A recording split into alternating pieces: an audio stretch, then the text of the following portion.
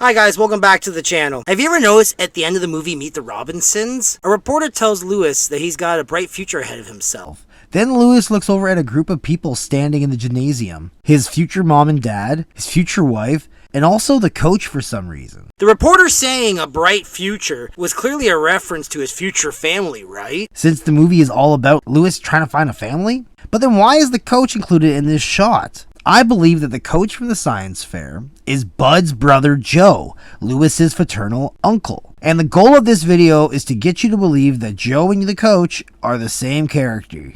When we are first introduced to Uncle Joe, Bud says this. He works out. Well, one look at him and it's pretty clear that he doesn't work out. He's the only character in the movie that is so morbidly obese that he can't move on his own and has to use a wheelie chair to get around. So unless his family is mocking Joe to his face, then he probably used to be an athlete back in his heyday. Additionally to this, both characters have the same colored shirt and pants on. They both have round protruding ears, brown head hair, and when Joe is in his coach form, he has the same chin as his brother Bud. So if Uncle Joe is the coach, then why isn't it addressed at all in the movie? And what happened to him for his appearance and personality to change so drastically? I think that a plot line was cut from the movie where it would have been revealed that the coach and Uncle Joe are the same character. I think he was judging the science fair because he was the one that was able to get the special guests from InventCorp to come and judge the science fair. Lucille Robinson would have been his sister-in-law. And this also makes more sense why Bud comes to the gym later in the movie to meet his wife. He was also going to the school to meet his brother, and that's why he knew where the gym was, because that's where his brother works. A lot of characters from the beginning of the movie are revealed to be different characters later on. Different characters from Lewis's future life. If the coach was meant to be one of these character reveals, then it would explain why his face is being covered by his hat. None of the other characters in the movie have a hat covering their face. And maybe the reason why the coach physically and mentally changes so drastically is because of those fire ants that fell on him earlier. He's bitten by hundreds of those fucking things. And fire ant bites can cause lasting mental effects, such as grand moth seizures and focal motor functions. If the ants in the scene were red impostered fire ants,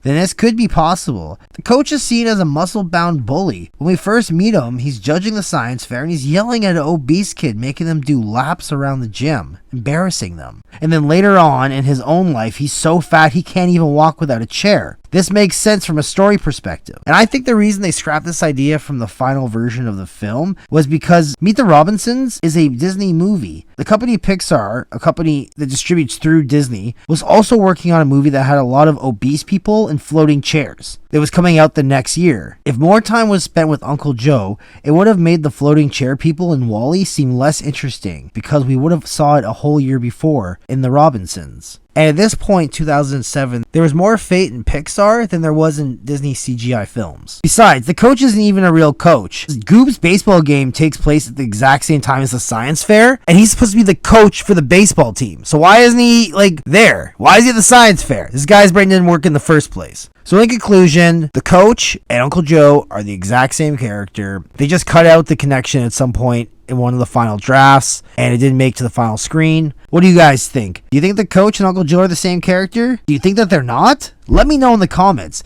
and make sure to like and subscribe so I can quit my fucking job and do this full time.